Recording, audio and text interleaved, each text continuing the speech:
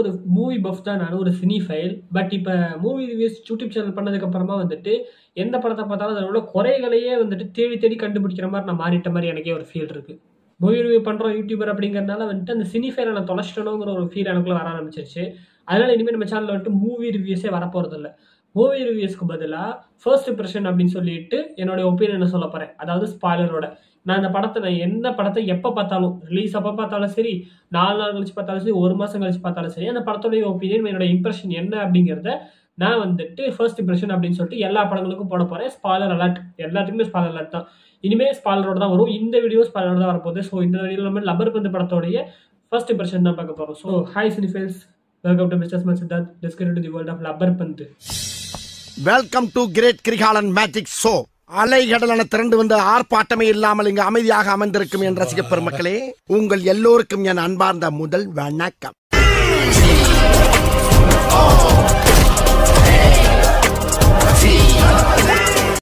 Rubber பந்து படத்தோடைய one line சொல்லிட்டு பார்த்தீங்கன்னா வந்துட்டு, ஹரிஷ் கல்யாணோட அன்பு கேரக்டரும் நம்ம தினேஷோடைய கெத்து, இந்த 2 கேரக்டரோட ஈகோ கிளாஸ் தான் இந்த படத்தோடைய மெயின் பிளாட் லைன். பட் இதுக்கு அந்த அரைவாகிற இடங்கிறது வந்துட்டு ஒரு எமோஷனாக அந்த ஃபேமிலியோட மட்டோட கூட சேர்ந்து வந்ததுங்கிறது ரொம்ப நல்லா இருந்துச்சு.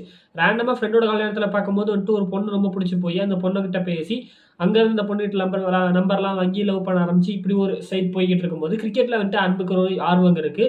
அதே சமயத்தில் கெத்துக்கும் ஒரு ஆர்வம் இருக்குது. கெத்து வந்துட்டு 12th படிக்கும் போது ஒரு பொண்ணை கூட்டிகிட்டு ஓடி போய் வேறு ஜாதி பொண்ணை கூப்பிட்டு ஓடி போய் கல்யாணம் பண்ணி இப்போதைக்கு ஒரு நல்ல லைஃப் வாழ்ந்துட்டு இருக்காரு. அவர் யங்கராக இருக்கும் போதே வந்துட்டு பயங்கரமாக கிரிக்கெட் விளையாட கூட இருக்காரு. இப்போயுமே அப்படி தான் இருக்காரு. பொண்டாட்டி வந்துட்டு திட்டினாலும் அதை பற்றி கவலை இல்லாமல் இருக்காரு. வாரத்துக்கு வந்துட்டு பெயிண்டிங் தான் வேலை. வாரத்துக்கு ஒரு டைம் உங்கள் ஊரில் ஒரு மேட்ச் நடக்கும். ஸோ அந்த ஒரு நாள் மட்டும் வந்துட்டு பெயிண்டிங் வேலைக்கு போகாமல் இங்கே போய் இதை பண்ணுறது, கிரிக்கெட் விளையாடுறதா இவரோட வேலையாகவே இருக்குது. இன்னொரு பக்கம் அன்பு வந்துட்டு ஜெர்சி தைக்கிற ஒரு கடையவே ரெடி பண்ணி வச்சிருக்காரு. அங்கே ஜெர்சி தைக்கிற, அது போகவும் டெய்லரிங் பண்ணக்கூடிய ஒரு கடை வச்சுக்கிட்டு இவரும் வந்துட்டு கிரிக்கெட்டில் ரொம்ப ஆர்வமாக இருக்காரு. ஸோ இப்படி ஒரு கதைக்காலத்தில் வந்துட்டு இருக்கும்போது ஒரு கட்டத்தில் இவங்க 2 பேத்துக்குமே வந்துட்டு கிளாஷ் ஒன்று ஏற்படுது. நம்ம கெத்து கேரக்டரை வந்துட்டு எப்படி அவுட் பண்ணுறது அப்படிங்கிறது நம்ம அன்பு கேரக்டர் ரொம்ப ஈஸியாக தெரிஞ்சிருக்கு. அதை வந்துட்டு ஒரு இடத்துல நின்று பேசிக்கிட்டு இருக்கும்போது இன்னொருவரால் கேட்கப்பட்டு அது வந்துட்டு கெத்து காதுக்கு போய் ஒரு ஈகோ கிளாஷாக கிரியேட் ஆகுது. நீ எல்லாம் நான் தோக்கடிச்சிருவேங்கிற மாதிரி இது பண்ணும்போது இவர் தோக்கடிச்ச பிறகு அது ஒரு சண்டையில் போய் நிற்கிது. பட் இதுக்கு நடுவில் இவங்க 2 பேத்துக்கும் ஆல்ரெடி அவங்க ஒரு மாமனார் மருமகன்னு தெரியாமல் இந்த விஷயங்கள் நடந்துகிட்டு இருக்கும்போது இந்த லவ் மேட்டர் வந்துட்டு நடுவில் வந்து நிற்கும் போது இது ஒரு பெரிய ஒரு கான்ஃப்ளிக்டாக மாற ஆரம்பிக்குது. ஸோ இது ஃபேமிலியும் பாதிக்குதுங்கிற அந்த இடத்துல வந்து நிற்கிது. எனக்கு இந்த படத்தில் பிடிச்சதே வந்துட்டு ஃபர்ஸ்ட் திங் வந்து ஹரிஷ் கல்யாண் இதுக்கு முன்னாடி பார்க்கிங்லேயுமே ஈகோ கிளாஷ் தான் மெயின் ஃபோக்கஸாக வச்சு ஒரு படம் பண்ணியிருப்பாரு. இதுவுமே ஈகோ கிளாஷ் தான். பட் அது வந்துட்டு வேற மாதிரி ஒரு ஈகோ கிளாஷ், இது வந்துட்டு ஒரு வேற மாதிரி ஈகோ கிளாஷ். அதை பொறுத்த வரையும் அந்த ஈகோனால வந்துட்டு எவ்வளவு எக்ஸ்ட்ரீம் வரையும் ஒரு கேரக்டர் வந்துட்டு 2 பேருமே போறாங்க அப்படிங்கிறது அந்த படத்துடைய கதை. ஆனால் ஒரு எண்டிங்ல கூட அதுக்கு ஒரு முடிவு, அதுக்கு ஒரு கரெக்டான ஒரு எப்படி சொல்றது, அதுக்கான ஒரு சமரசமாகி அவங்க போற மாதிரி காட்டாம, உனக்கும் வந்து செட் ஆகுது, பிரிஞ்சிடலாம், நம்ம இனிமே வந்துட்டு உங்களை பார்த்துக்கவே கூடாதுன்னு சொல்லிட்டு 2 பேருமே இந்த வீட்டை காலி பண்ணிட்டு போற மாதிரி தான் அந்த படத்தோட எண்டிங் முடிச்சிருப்பாங்க. பட் இது அப்படி கிடையாது. ஈகோ கிளாஷ் தான்.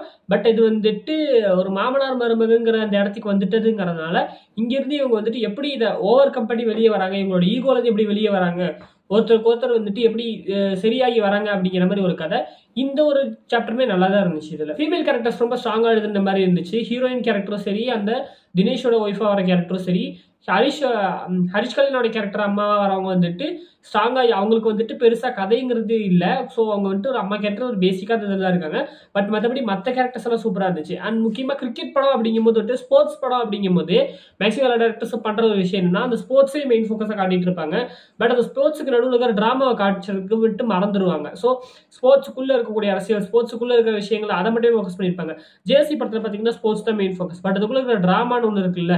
ஸோ அந்த அர்ஜுன் கேரக்டருக்கும் அவங்க வந்துட்டு அவங்க ஒய்ஃப் கேரக்டருக்கும் இந்த ஸ்போர்ட்ஸ்னால என்ன விஷயம் நடக்குது, அவரோட பையன் நானிக்கு அண்ட் இந்த விஷயம், அந்த இன்னொரு பையன் அந்த ப்ரெசென்ட்ல வந்துட்டு இன்னொரு பையன் அந்த மேட்ச்ல இருப்பான், அந்த கிரிக்கெட் விளையாண்டுட்டு இருப்பான். இவர் போயிட்டு நான் இத்தனை வருஷம் கழிச்சு திரும்பவும் இந்த ரஞ்சி டிராஃபி அடிக்கிறதுக்கு திரும்பி வரேன்னு சொல்லிட்டு இந்த ஒரு டிராமாங்கிறது எல்லாமே இருக்கும். கிரிக்கெட் மேட்ச் நம்ம போயிட்டு இருந்தாலும் கூட சுற்றி இந்த டிராமாங்கிறது இருக்கும். அது வந்துட்டு சில படங்களை சொதப்பிடுவாங்க. பட் இந்த படத்தில் அதை கரெக்டாக பண்ணிட்டாங்க. அந்த டிராமாங்கிறது பக்கவாக அமைஞ்சிருச்சு. நிறைய படங்கள் ஒவ்வொரு மாதிரி வந்துட்டு ஓப்பனிங் கொடுப்பாங்க. ஒரு சில படங்களில் வந்துட்டு கிளைமேக்ஸில் நடக்க போகிறதையோ இல்லை இன்டர்மிஷன்லையோ ஃபர்ஸ்ட்டில் காமிச்சிட்டு அதுக்கப்புறம் உள்ளே போவாங்க. இந்த மாதிரி கதைகள்லாம் இருக்குது. ஒரு சில படங்களில் வந்துட்டு கேரக்டர்ஸ் இன்ட்ரோடியூஸ் பண்ணுறதுக்கே ஒரு 15 நிமிஷம் ஒரு 1/2 மணி நேரம் எடுத்துகிட்டு அதுக்கப்புறம் போவாங்க. பட் படத்துடைய ஸ்டார்டிங்ல எல்லா விதமான எலமெண்ட்ஸையும் ஃபர்ஸ்ட்லேயே காமிக்கிறது அப்படிங்கிறது வந்துட்டு நம்ம கேவி ஆனந்த் சாரோட ஸ்டைல். அவர் பார்த்தீங்கன்னா அயன் படத்துலலாம் ஃபர்ஸ்ட் 8 நிமிஷத்துல ஹீரோ யாரு, ஹீரோயின் யாரு, சைட் கேரக்டர் யாரு, மெயின் கேரக்டர் யாரு, அதாவது இந்த பிளாட் கேரக்டர்னு சொல்லுவாங்க. யாரால கதை நடக்குது அந்த கேரக்டர் யாரு, வில்லன் யாரு, இவங்க என்ன பிசினஸ் பண்றாங்க, எத்தனை நோக்கி இந்த கதை போகுதுங்கிறத மொத்தமே அந்த ஃபர்ஸ்ட் 8 நிமிஷத்துலயே சொல்லிடுவாராமா. அந்த மாதிரி இந்த படத்துல ஃபர்ஸ்ட் அந்த கொஞ்ச நேரத்திலேயே யார் யாரு என்னென்னு சொல்லிட்டு மொத்தமா சொல்லிட்டாங்க. ஸோ ஃபர்ஸ்ட் எடுத்த உடனே அன்பு, இவர் கெத்து, இவங்களுக்குள்ள இந்த கான்ஃபிளிக்ட். அன்பு வந்துட்டு ஸ்கூல் படிச்சிட்டு இருக்காரு. ஸோ ஒரு பையன் நடிச்சிருக்காரு.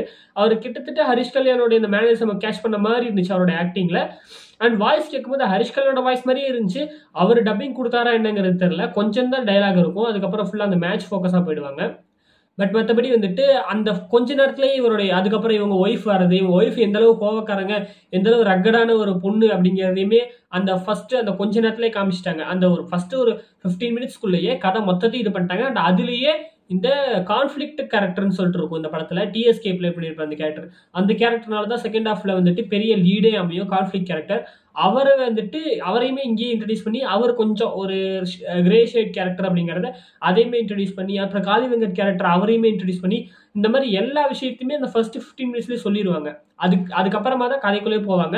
அந்த 15 மினிட்ஸ் எங்கேஜ் பண்ணிட்டாங்கும் போதே மொத்த படமும் உங்களுக்கு வந்து ரீச் ஆயிடும். அந்த 15 மினிட்ஸ் மிஸ் பண்ணீங்கன்னா உங்களுக்கு படம் வந்துட்டு நிறைய இடங்கள்ல சொதப்பறக்கு வாய்ப்பு இருக்கு. உங்களுக்கு சொல்றேன் பர்சனலா இந்த மாதிரி விஷயங்கள் எனக்கு பிடிச்சிருந்துச்சு. முதல்ல இருந்தே அடிச்சு தூக்குறது. இன்டர்மிஷன்ல வந்துட்டு இந்த கெத்து அன்பு 2 பேருமே சண்டை போடுற மாதிரி காமிச்சிருப்பாங்க. ஸோ அந்த 2 பேத்துக்கிட்டையுமே இப்போ கெத்தோட ஒய்ஃப் வந்துட்டு மூஞ்சிலே முழிக்காதுன்னு சொல்லிட்டு போயிடுவாங்க. அண்ட் அன்போடைய லவ்வருமே வந்துட்டு மூஞ்சிலே முழிக்காதுன்னு சொல்லிட்டு போயிடுவாங்க. அப்போ 2 பேருமே வந்துட்டு ஒரே இடத்துல தான் இருக்காங்க.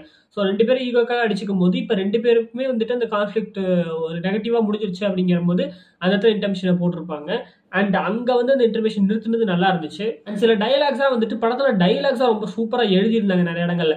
ஒரு இடத்துல வந்துட்டு மாத்திரை எல்லாம் சரியா போடுறீங்களா அப்படின்னு சொல்லிட்டு கேட்கும்போது நேரமே தெரிய மாட்டேங்குதுமா, எந்த நேரத்துல எந்த மாத்திரை போடணும்னு எனக்கு தெரியல, நீ வந்து எடுத்து கொடுக்குறியான்னு சொல்றாங்க. ஸோ நீ வீட்டை விட்டு வந்துட்ட, நீ திரும்பவும் வீட்டுக்கு வா அப்படிங்கிறத இந்த ஒரு டைலாக் வச்சு சொன்னது எனக்கு ரொம்ப பிடிச்சிருந்துச்சு. இந்த மாதிரி டைலாக்ஸ்ல நிறைய விஷயங்களுக்கு வந்துட்டு பண்ணியிருந்தாங்க. ஆணாதிக்கம் அப்படிங்கறத வந்துட்டு ரொம்ப சிம்பிளா வந்துட்டு காமிச்சிட்டாங்க இந்த படத்துல மெயின் ஃபோக்கஸ் வந்துட்டு கிரிக்கெட்டா இருந்தாலும் கூட அதுல லைட்டா அந்த ஆணாதிக்க மேட்டரை உள்ள வச்சுட்டாங்க. ஸோ அந்த அகிலா, அதாவது காளி வெங்கட் சாரோட அந்த கேரக்டருடைய பொண்ணு கேரக்டர் வந்துட்டு இந்த மேட்சுக்கு வரும்போது எதுக்கு மச்சான் பொண்ணுங்கள்லாம் கூட்டு மேட்ச்ல இது விளையாட வைக்கிற, மற்றவங்களுக்குள்ள ஒரு மாதிரி இருக்காதா அப்படின்னு சொல்லும் போது அவர் ஒரு டைலாக் சொல்லுவாரு. ஒரு இடத்துல வந்துட்டு ஒரு கேரக்டர் வந்துட்டு மேட்ச்ல சேர்த்துக்க மாட்டேன் அப்படின்னு சொல்லிட்டு பேசிட்டு இருப்பாங்க. அப்ப ஹரிஷ் ஒரு டைலாக் சொல்லுவாரு, அவனை வந்துட்டு அன்னைக்கு மேட்ச்ல சேர்த்துக்கும் போது வந்துட்டு அப்பயுமே இப்படிதான் சொன்னீங்க அப்படிங்கும்போது மச்சான் அவன் வேற சாதிக்காரன்டா அப்படிங்கிற மாதிரி சொல்லுவாரு. அப்ப இங்க மட்டும் என்ன, அங்க சாதி இதுதான், இங்க வந்துட்டு ஆணாதிக்க இது அப்படிங்கிற மாதிரி சொல்லும்போது அது எனக்கு சரியா சொல்ல வரல, என்ன டைலாக் எனக்கு சரியா ஞாபகம் இல்லை. பட் அந்த டைலாக் வந்துட்டு ரொம்ப பக்காவா இருந்துச்சு. ஸோ ரொம்ப சிம்பிளா அந்த பெண்களை வந்துட்டு இது பண்றதுங்கிறத ரொம்ப பர்ஃபெக்டா வந்துட்டு சொல்லிட்டாங்க. அது ரொம்ப சூப்பரா இருந்துச்சு. அண்ட் இந்த படத்தோட டேரக்டர் வந்துட்டு தமிழரசன் பச்சைமுத்து. இவர் இதுக்கு முன்னாடி விட்டு 2 படங்கள் ஒர்க் பண்ணியிருக்காரு ரைட்டரா.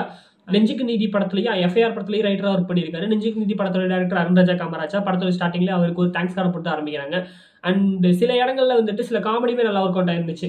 ஸோ படத்தோட ஸ்டார்டிங்லேயே பார்த்தீங்கன்னா ஒரு சாங் ஒன்று பஸ்ல ஓடிட்டு இருக்கும், ராஜா ராஜா தான் அப்படின்னு சொல்லும்போது அண்ணா அது ராஜா சாங், ராஜா ராஜா தான், பட் அது வந்துட்டு தேவாவோட சாங் அப்படின்னு சொல்லிட்டு சொல்லுவாங்க. ஸோ இந்த ஒரு கன்ஃபியூஷன் இருக்கும் நிறைய பேருக்கு. எனக்கு பெருசா நான் சாங்ஸ் இப்போ நான் ஒரு 2K கிட்டுங்கன்னு எனக்கு தெரியல, பட் நான் கேள்விப்பட்டிருக்கேன். ஸோ ராஜா வந்துட்டு அந்த காலத்துல ரொம்பவும் ஒரு பீக்ல இருந்த சமயம் அப்படிங்கிறதுனால இப்போ ப்ரெசென்ட்ல வந்துட்டு நிறைய பாடல்கள் வந்துட்டு கேட்கும்போது இது ராஜாவோட பாட்டுங்கிற மாதிரி நினைச்சுப்பாங்களாமா. பட் இதுல சில பாடல்கள் வந்துட்டு தேவா சார் போட்டது, அப்புறம் இன்னும் சில நல்ல மியூசிக் டைரக்டர்ஸ் போட்டது, அந்த மாதிரியுமே இருந்திருக்காமா. இப்போ கூட அந்த விஷயங்களுங்கிறது இருக்கு. இன்னும் ஒரு 10 வருஷம் போனா அந்த இது இருக்கும். அனினாவை சொல்லுவாங்க. ஸோ நிறைய இடங்கள்ல வந்துட்டு கோவிந்த் வசந்தா, அதுக்கப்புறம் ஜஸ்டின் பிரபாகரன் இவங்களோட மியூசிக்ல வந்துட்டு இந்த வெஸ்டர்ன் சைடு அவங்க ட்ரை பண்ணும்போது லைட்டா அனினாக்கு மேட்ச் ஆகிற மாதிரி சில இருக்கும். மசாலா காஃபியோட சாங்ஸ் கூட அப்படிதான் இருக்கும். கண்ணும் குன் படத்தோட சாங்ஸ் லைட்டா அந்த வைப்ல தான் இருக்கும். அதுவும் இல்லாம அனினா போயிட்டு நிறைய படங்கள்ல பாடுறாரு இல்லையா, அதனால அந்த படமே வந்துட்டு அனினா மியூசிக் இந்த மாதிரி நினைச்சுப்பாங்க. ஒரு 10 வருஷம் கழிச்சு போங்க இதே ஒரு விஷயம் நடக்கும்னு சொல்லிட்டு நினைக்கிறேன். இந்த மாதிரி நல்லா காமெடியில் ஒர்க் அவுட் ஆயிருந்துச்சு. அண்ட் இந்த படத்தில் வந்துட்டு விஜயகாந்த் சாருக்கு வந்துட்டு இன்னொரு ட்ரிபியூட் கொடுத்து வச்சிருக்காங்க. ஸோ நம்ம கெத்து கேரக்டர் என்ட்ரி கொடுக்கும் போதெல்லாம் அந்த விஜயகாந்த் சாருடைய பாட்டை போடுறது, அண்டு அன்பு கேரக்டர் என்ட்ரி கொடுக்கும்போது தளபதியோட பாட்டு போடுறது, இந்த மாதிரி இந்த பாட்டை வச்சுட்டு ஒரு கான்ஃபிளிக்ட், அது ரொம்ப நல்லா இருந்துச்சு. இந்த மாதிரி படத்தில் சொல்கிறதுக்கு வந்துட்டு ஏகப்பட்ட விஷயங்கள் ரொம்ப சூப்பராக இருந்துச்சு. நெகட்டிவ்ஸ்னு பார்க்கும்போது இந்த படத்தில் பெருசாக எனக்கு நெகட்டிவ்ஸ்னு தெரில. எனக்கு ஹானஸ்ட்டாக நெகட்டிவ்னு தோணும்போது மட்டும் நான் நெகட்டிவ் சொல்கிறேன். ஸோ நான் கண்டுபிடிச்சி நெகட்டிவ் சொல்கிறதுங்கிறது எனக்கு என்னென்ன ஃபேக் பண்ணிக்கிற மாதிரி இருக்குது. ஸோ சேனல் லெவலில் சில மாற்றங்களை கொண்டு வந்திருக்கேன். ஸோ இதுக்கப்புறம் எந்த ஒரு வீடியோவுமே எந்த ஒரு மூவி சம்மந்தப்பட்ட எந்த ஒரு வீடியோவுமே வந்துட்டு மூவி ரிவ்யூ கிடையாது. எல்லாமே ஃபர்ஸ்ட் இம்ப்ரெஷன் தான். ஸோ என்னுடைய ஃபர்ஸ்ட் இம்ப்ரெஷன் சொல்லுவேன். படம் பார்த்துட்டு உங்களுடைய இந்த ஃபர்ஸ்ட் இம்ப்ரெஷனும் என்னுடைய ஃபர்ஸ்ட் இம்ப்ரெஷனும் மேட்ச் ஆனிச்சு அப்படின்னா அதுன்னு சொல்லிட்டு கமெண்ட்ல சொல்லுங்க. உங்களுக்கு வேற மாதிரி தோணுச்சுன்னா உங்களுடைய ஒப்பீனியன்ஸ் சொல்லிட்டு கமெண்ட்ல சொல்லுங்க. இன்னைக்கு ஒரு சர்ப்ரைஸான விஷயம் என்னன்னா, நான் படத்துக்கு போனப்ப அந்த ஸ்க்ரீனுக்கு வெளியே நான் உட்காந்துருந்தேன். ஒரு மல்டிப்ளஸ் ஸ்க்ரீன். ஸோ நான் வெளில உட்காந்துருக்கும் போது பார்த்தா அந்த ஸ்க்ரீன்ல டைம் ஆயிட்டு இருக்கு. ஆனால் உள்ள யாரும் அனுப்பவே இல்லை. கிளீனிங் இன் ப்ராக்ரஸ்லேயே இருக்கு. வந்தா ஒரு பாக்ஸ் எடுத்துட்டு உள்ள போறானுங்க. போயிட்டு வரானுங்க. எதுக்குடா உள்ள போயிட்டு வராங்கன்னு யோசிச்சுட்டு இருந்தேன். அப்புறம் சரி போயிட்டு படத்துக்கு உள்ள போயாச்சு. கொஞ்சம் லேட்டாக தான் போனோம்.